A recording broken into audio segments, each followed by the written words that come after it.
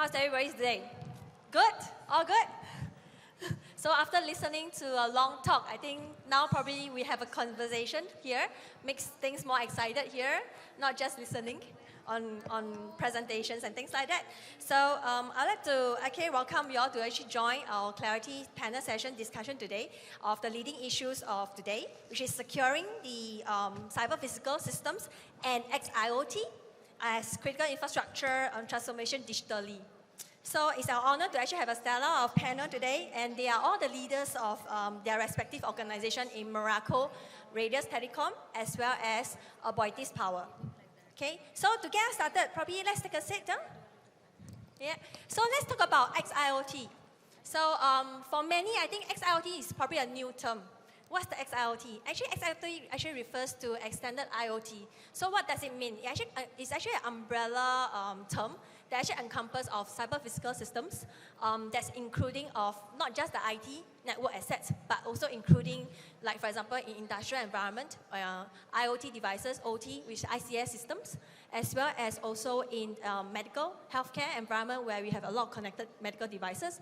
And also now we talk about commercial building, commercial environment, where you talk about smart building, you have building management system, BMS system, you have CCTVs which are everywhere around to actually monitor civilian and also looking into data analytics like surveillance, like for example in airport, etc. There's any device, any packages that's actually lying everywhere, unattended, is it unknown, whether there's bomb or things like that, okay? And also you have like energy monitoring system, etc.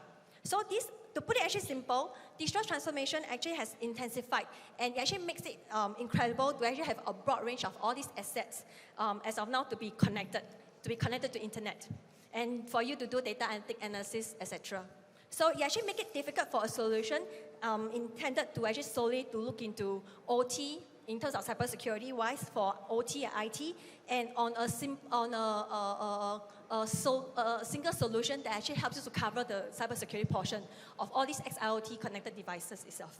So let's begin the very first question for today, a panel. So I'll probably address the first question to Mel, the only lady in the panel here, beside me. Okay, so with the digital transformation happening in all sectors, right, including power sector especially, so what are the challenges you actually have with the expanded portfolio of coverage from IT cybersecurity only to include XIoT cybersecurity? And how do you actually overcome all those challenges, like in terms of skill sets or probably adoption of cloud or understanding of XIoT environment? Hello, hear me? So, yeah, actually, Doreen, thank you for the question. So, I think let me start off by actually sharing some trends, right? So, speaking from the energy sector, so I think we all know, like before, right, majority of your power sources would actually come from coal. But right now, due to the actually call of the sustainability agenda, so this one shifted actually on the use of the renewable energy. And of course, when we talk about renewable energy, we also speak about the advanced SCADA systems, right? So, and if you look at OT per se, right?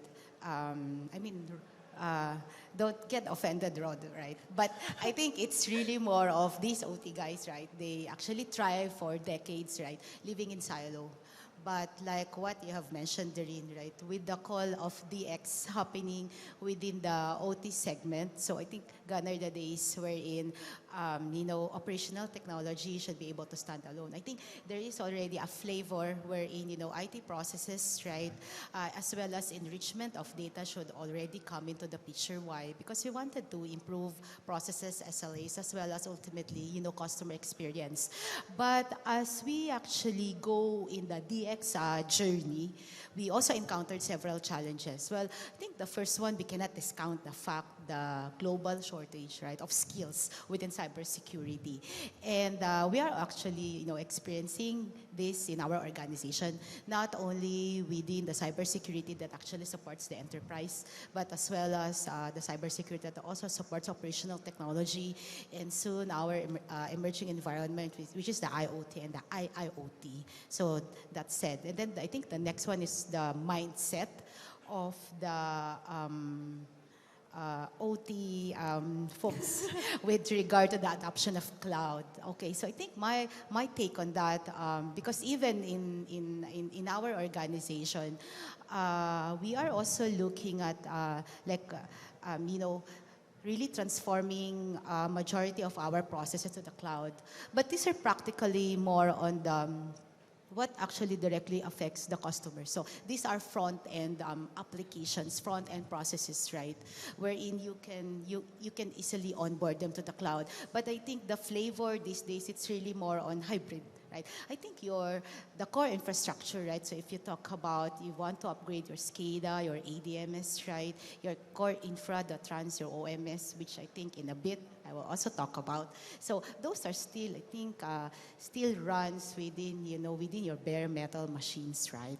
So there's practically, an integration. But I think the challenge there is really learning between OT guys and really IT guys to have this cross-functional learning and knowledge. I mean, each of those should be able to actually complement one another, right? Because when you talk about cloud, so you talk about cloud native, right? So you talk about functions, containers. So these are practically, different ball game if you socialize this, with the OT guys. So I think there are a lot of challenges, but I would leave it to my co-panelists, right? But I think those are the two challenges that I can share for this morning. Thank you. Thank you, Mel. Or maybe Apple, you have something to add on? So as Ms. Mel actually mentioned, there's an ongoing digital transformation across the industry of energy. And part of that digital transformation, sometimes it is called the IT-OT convergence. Correct. So most of the technologies that IIoT or OT are using right now, before, they were using mostly appliance-based and proprietary hardware or softwares that is predominantly being supplied by the likes of GE, Schneider Electric. But these suppliers are now also adopting, instead of using proprietary technologies, they're adopting IT technologies such as containers. Yes. So with the IT-OT convergence, most of the risks that comes from IT security that we are usually practicing will now be inherited to the OT security. Yes. So those things we also need to take into consideration when now moving into the security portion, the process, and people and technology as well. Yeah, exactly. How about, Rod, in Aboitiz, what other challenges do you actually experience? Hello, good morning, everyone. So, much has been said by our co-panelists. No? Then, it's really about, I really like what Mel mentioned about IT and OT convergence, but and applying as well the IT cybersecurity policy and standards within the OT environment. However, we have to realize that IT and OT are two different creatures. IT can be stopped, can be rebooted, restoration is easy. But for OT, it is important that we have OT systems that are considering continuous operation.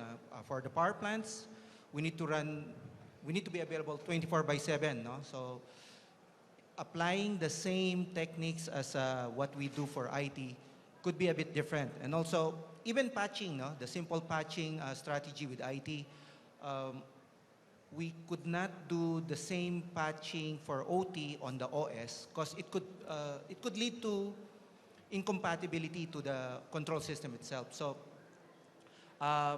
interesting is that we should have strategies where we recognize what is existing on IT, especially if we talk about connectivity, but we should also consider the functional requirement that we need from the OT systems.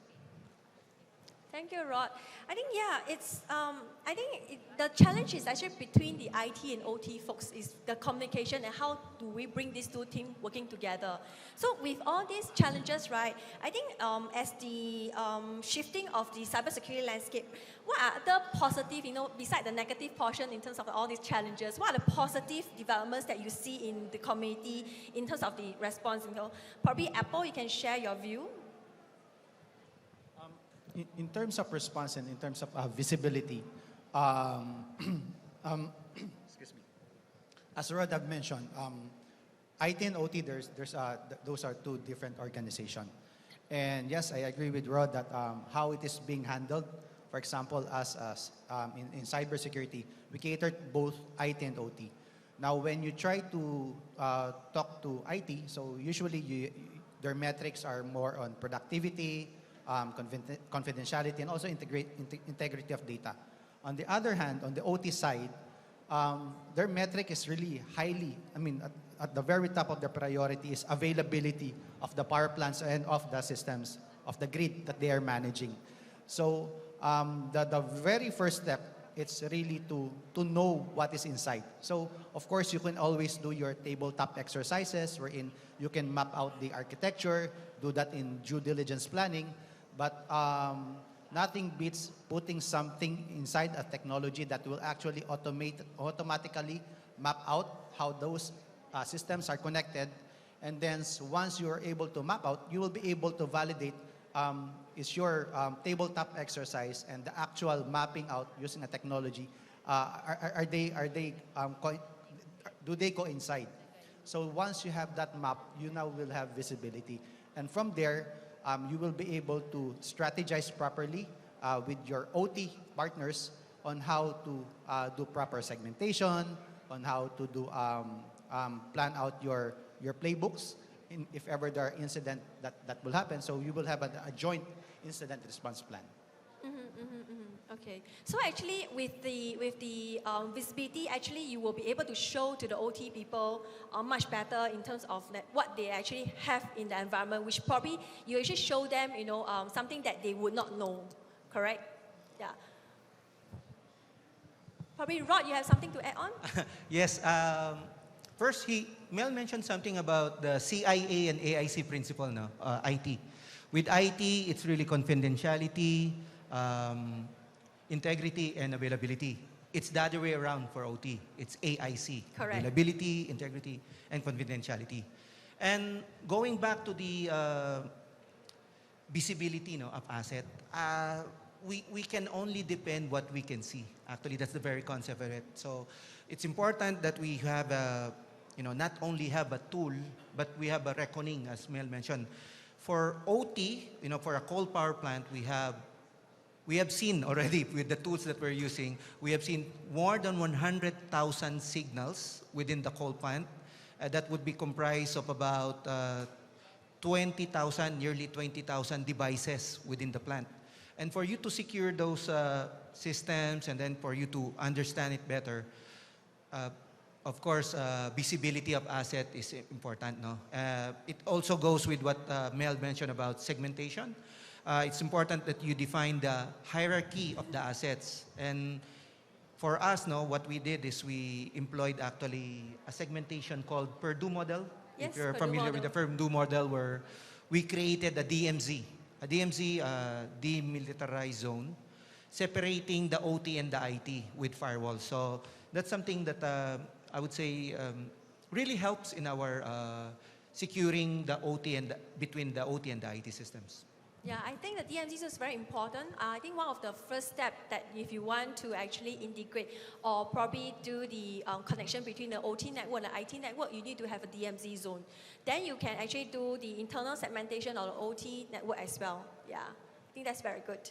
Yes. So actually, this is actually part of the recommendation that's mentioned by Gartner, the market guide for OT cybersecurity. So Operation Cybersecurity Journey, they actually recommended these few steps, like 6 phases, which is the first phase is actually awareness. Second phase is asset discovery, network topology mapping, and the wow moment. Actually, the wow moment is when you actually deploy the asset discovery. That's where you have the wow moment. Like, wow, I didn't know that I have so many devices connected to the network.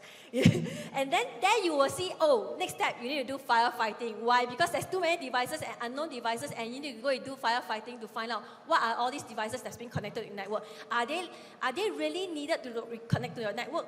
And will they cause any risk into the network itself? And then the next step will be actually the integration, and the last step is actually optimization. So actually with that, right, I think Rod, you actually take on the journey of the visibility of XIoT network, right? Probably can share a bit more about, your deployment on your XIoT network. Is there any challenges or, what are the things that you experience with the OT folks? When you say implementation, which part of the implementation? The visibility, the CDD. Visibility? Yes. I did mention about, you said wow, right? We saw how extensive the devices are, and coming from the control system industry, so we're pretty much aware of that. But the thing that was difficult for us was to work with the legacy systems. Control systems are designed to do a specific function or a specific task. And if you check their logic, it's really focused on, generating power, and probably for other manufacturing is to produce a certain product.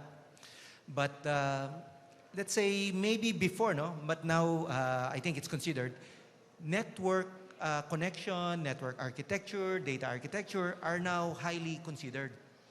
But again, no, if you are working with systems that were installed 5, 10 years before, it's really a challenge for us to find a safe way of connecting them to our internet. And that's what actually a big challenge that we're still trying to figure out at this point. Okay, understand. Yeah. How about, Mel? In Meralco environment, actually, is there a roadmap that for you to actually look into visibility, deploying the solutions, or you already have the solutions in your environment? Okay. Let me answer it in general terms, okay? Because I don't usually brag about what we have within Meralco. I hope you understand that, sure, Doreen. no problem. Okay. Well, we do have detection mechanism, okay, in place already. And when I joined the organization, so I established our SOC, which we call the Meralco Cyber Incident Response Center, SIC. SOC is something that is very close to my heart. And I know our bread and butter is our OT environment. So I made sure that we have detection within the OT space. And those detection technologies are actually neatly integrated with our XDR. So we do have an XDR. And I think right now we are in the phase of, because the XDR is the one that sits within our SOC. But of course, it is not enough that they have, or they're receiving detections or let's say alerts, right? I think what would enrich the analysis is that for these SOC guys, right, to have a better appreciation of what's actually at the other side of the coin, be it an OT. IoT or IIoT, right? So I think we are in that phase of really beefing up our SOC in terms of process appreciation, having a deep knowledge on the different protocols that runs within OT, and eventually getting them on board, because we are actually transitioning from OT going to something bigger like an IIoT. Yeah.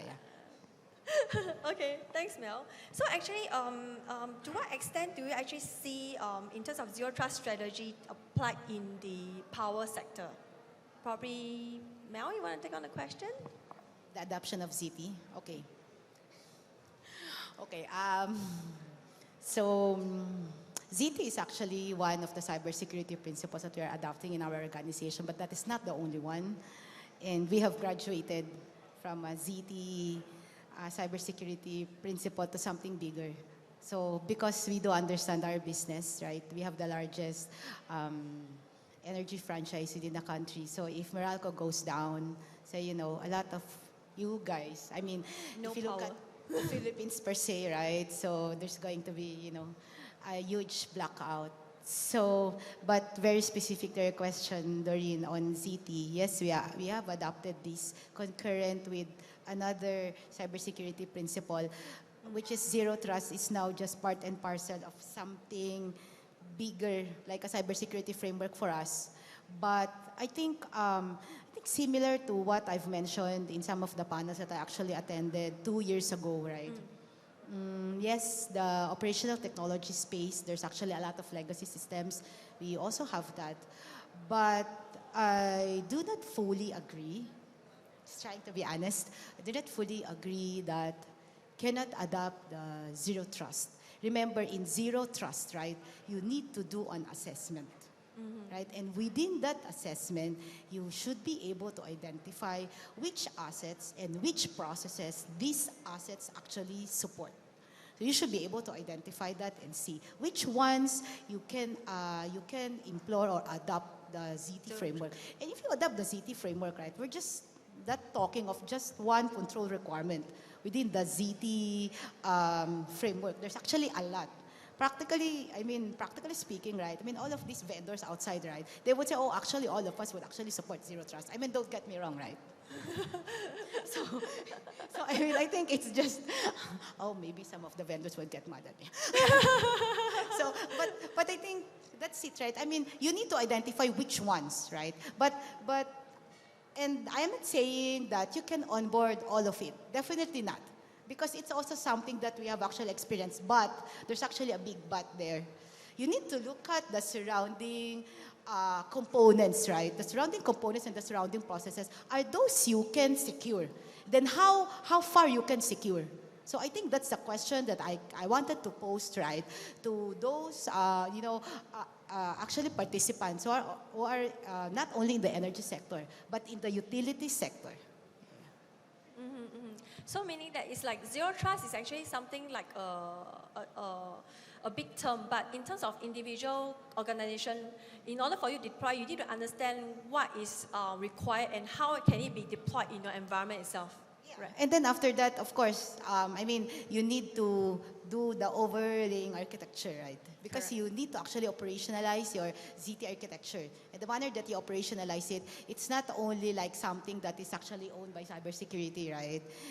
This guy over here is actually my OT guy. Very, very good. So, but don't pirate him, okay? Otherwise, I can pirate him.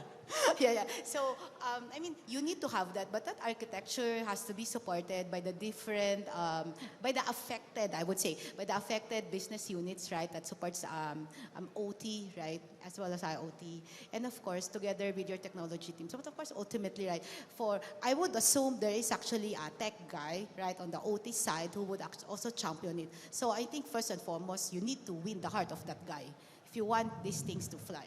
Because that's also my style in Meralco. I need to win his heart, otherwise my initiatives won't fly. Thanks, Mel. Yeah, how about Rod? What kind of strategy do you actually see use in Aboitiz? Well, firstly, I think Mel mentioned about cloud technology. It was I think, personally, I'm not really I didn't advocate for cloud technology before. I'm more on the on-prem solution. No? So sharing data was a concern for me, and the data privacy is actually something that if you put it on the cloud, I didn't understand before was already something exposed.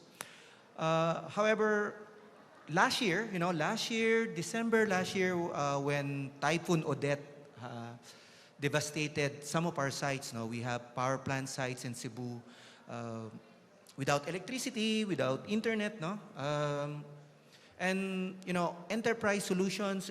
Our data center, by the way, is in Cebu as well. So enterprise solutions were not available. Even the specific site solutions were not also accessible. So what happened is there was some kind of practicality and even I think more of a survival mode to move all those solutions to the cloud. And, now we do have a cloud-first strategy. Wow. So, we also realized that the capital that we put out on servers, there's a big difference if you just get some space allocation within the cloud, and services anyway within the cloud are also available. Now, I like to talk about the zero trust, if I could. Correct. So with you connecting to the cloud, right, you probably need to look into the zero trust, how to secure your access. The IT, right? Correct. The big change, as we mentioned earlier now, the big change and big concern now is that OT is always connected now. OT has been siloed, as Mel mentioned. No?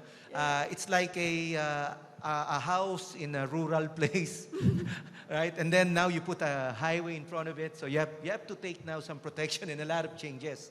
Now, OT, I mean, for us, one strategy that we have for Zero Trust, I do have to mention our CISO Charm. Charm, actually, all our connection for OT pass through the IT network. That is one policy strategy that we have, and that we capitalize, or let's say we take advantage that IT has a very good establishment of the VPN, of Zero Trust tools and everything. Then for OT, Mel said, no, it's a challenge to find a solution. OT is a different creature. No? So we started by, as I mentioned, working on data architecture, data connection. But then Claroty, actually we worked with Claroty. We found there's a solution. We're still on a POC mode, by the way. Yes. We're having a POC first of the SRA. It's a secure remote access. It's called SRA, Secure Remote Access. We like it because, as I mentioned, we do have OT systems that do not even have domains. So without domains, we cannot do management of the user access. And password complexity, no? We have systems that are, still at the 4-digit numerical password complexity, and that's something really difficult to implement on a user access management. But then we like the SRA because it's something that operates on top of the OT environment. Let's say it works in between the IT and the OT environment, and that we like that it controls not only those who connect external to our system, but also even the internal users. And it works, at this point I see what I've learned already. It works on controlling the areas where an account can access, and you can also set the time. So if you have shift workers, changing, so you can only give them access on a specific time. So actually the solution actually fits into the OT environment in terms of our workflow and the requirement and the ease of for the administrator use in OT people, because OT folks are actually very, they don't really know and understand about IT solution, and you give them a very complex system for them to actually limit access and creating access, it might be very challenging for them, especially in terms of emergency time. If let's say in the middle of the night they require a vendor to come in to access in the OT space, the OT system to do troubleshooting, they probably need to provide the access almost immediately, the kind of thing. And also, I think in OT space, you also do need to require file transfer from your ICS vendors to do maintenance or updating or patching. And the solution actually provides you a channel for you to secure those file transfer, and instead of your vendors going down to site and plug in a USB, which actually creates more problem as well. Yeah, correct. Yeah.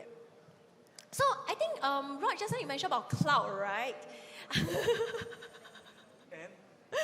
Yeah, so actually cloud, what do you see in power sector, right? Is it now is gaining the traction, actually moving everything to cloud? Is it something that you see in the trend now in Philippines? Well, we must see, again, you mentioned about functionality, no? Functionality of cloud, I would really relate it to the data part of the digital transformation. I mean, we know now, we discovered that IT is the one processing the data, but the data comes from the operational technology. So it's a matter of connecting both, and I would say the cloud part is still on the IT part, and that's why cloud part management, I would say still it's an IT, let's say an IT responsibility. But the trick is, the challenge is to be able to prepare the data from the OT side, how to connect, what to gather, and then how to keep those things safe. We have something, about safety, right? Yes. In the plants, if you're working in the plants, we always say to the workers, safety first. Before you do something, consider safety. Now, for us, we mentioned something about security. Before you do digital transformation, you do some digital analytics advancement, we tell them, cybersecurity first. So we tell them, you have to consider if you are exposing your data, if your connection are all secured, and things like that. So safety first, but for digitalization, security first. Yeah, correct. Apple, I think you probably have something to share on cloud as well, based on your experience. Oh, okay. So probably when you talk about cloud, we usually go back to the basics on how you define cloud. So you have public cloud and you have private cloud. Yes, exactly. Right? So private cloud is mostly on-premise. So in the power sector, yes, you can still, technically you can still use cloud, but using a private cloud. So this is actually most of the OT vendors, the large OT vendors are actually using cloud container solutions for private cloud. So with those, it will employ a different methodology in terms of security, such as CWPP. But on the other side, so that while you can do private cloud on the OT side, you usually also have what we call client-facing or internal or external customers-facing systems. So those systems, you can actually put it on the public cloud so that you can leverage on public clouds agility and scalability. Yeah, correct, exactly. I think there's so many different clouds like private, public, all this thing. I think for OT sector is very much also you want to consolidate. You don't want to actually leverage on a public cloud, right? I think a lot of industries, if let's say they are actually used to be air gap and they start to open up, the first thing when they do on cloud is probably they want to choose a private cloud rather than open up to a public cloud kind of thing, right? Yeah. Mel, you have something to add on? Or? Actually, maybe just an additional point to what Apple mentioned, right? So I think aside from you've mentioned about the workload protection, right? So I think you can also consider doing a real-time assessment of the environment, such as the use of the CSPM as well.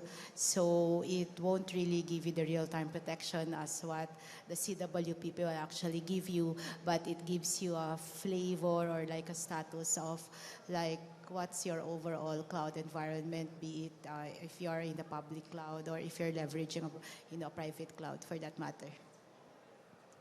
All right. Thank you so much. So I think we are coming to the end of our panel discussion. Yeah. So probably I would like to actually open up to the floor, to the panel, on the last thoughts on the most interesting, part of the point of discussion for today. Maybe start with Apple.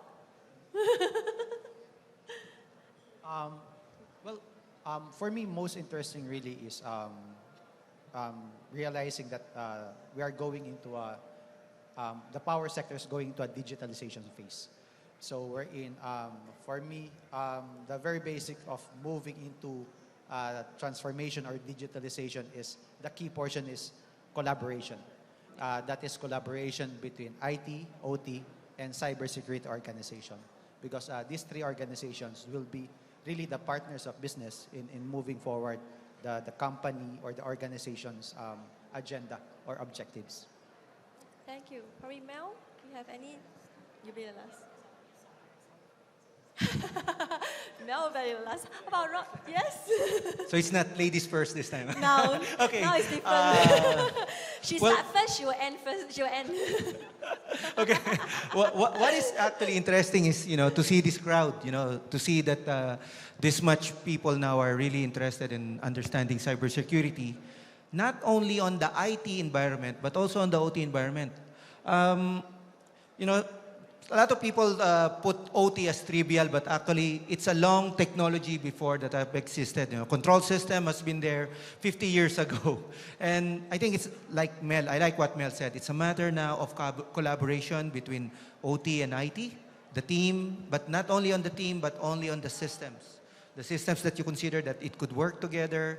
You can find the information. I mean, the future of digitalization on the power is very exciting. We're talking about digital twinning. We're talking about digital analytics, data science, optimizing processes, automating further the plant. And Efficiency. it's very exciting for me. And like I said, no, it's just a matter of understanding OT and how to get the data. For me, it's really how to get the data and how to transfer that data to IT for further use. Yeah, yeah, that's very good. Well, So I've mentioned I will do a synopsis, but just for one sentence. So I think for these two handsome gentlemen over here, right? So I think good points actually coming from them, but it's practically answering the call of Industry 4.0, right? And then, when eventually, before we know it, we will hit Industry 5.0.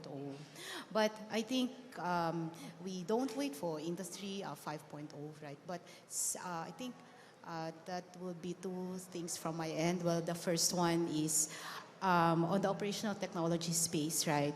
Of course, there is an OT champion, right? I believe in your respective organizations, but I think you need to give something like a visibility and the involvement of OT experts, joining in your cybersecurity team, because it gives you a totally different flavor.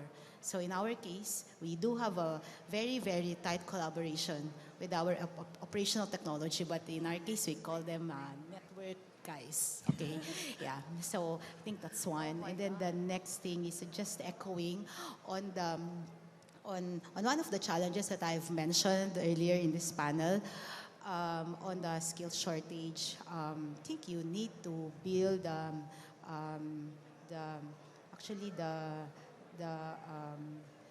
learning exchange between IT and OT.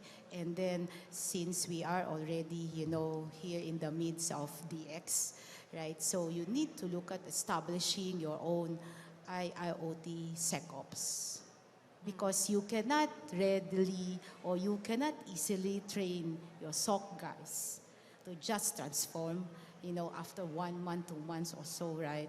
To have a full adoption, full appreciation of OT. That's not going to be the case. And since there's skills shortage, you may want to consider establishing your own center of excellence. Meralco is already establishing its own center of excellence for cybersecurity. yeah, yeah, that's very good. That's a very good point for Mel to highlight those things. I think those are the critical points for you guys to take away. So I thank you everybody for actually attending our session, and thank you the panels here, for your time for attending this session, and very good sharing with the audience here. Thank you so much. Interesting session from Ms. Mel, Sir Apolonio, Sir Rod, of course, moderated by Ms. Doreen.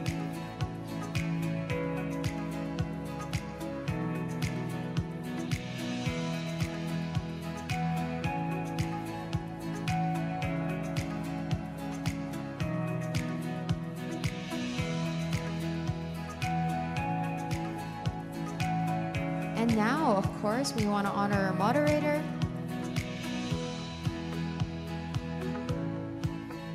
And a group picture with everybody. I want to invite our panelists to please step forward, maybe a little bit closer. There we go.